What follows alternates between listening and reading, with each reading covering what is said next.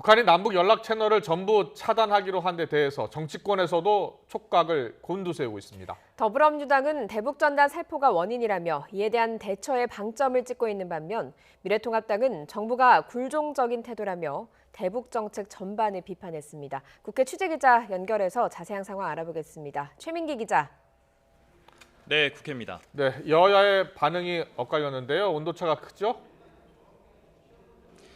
네, 그렇습니다. 먼저 민주당은 북한의 이번 조치가 현실화하면 남북의 연락이 모두 두절될 수 있다며 강한 우려를 나타냈습니다.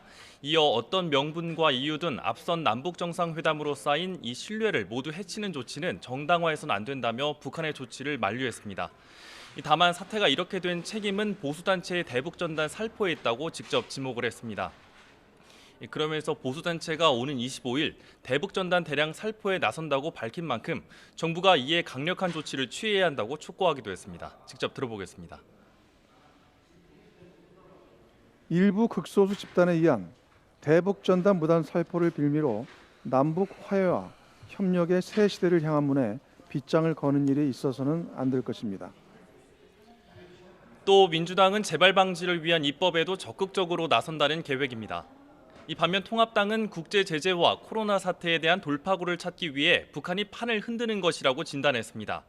북한의 연락 채널 차단은 대북 전단을 빌미 삼아 저자세로 굴종해오던 우리 정부를 휘두르려는 것이라고 비판했습니다.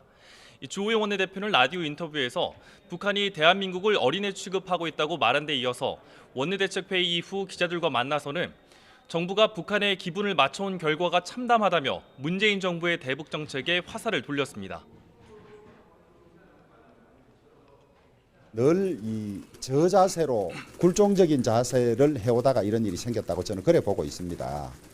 우리 정부가 휘둘리면서 북한의 기분을 맞추어온 결과가 이렇다고 하니까 참담할 뿐입니다.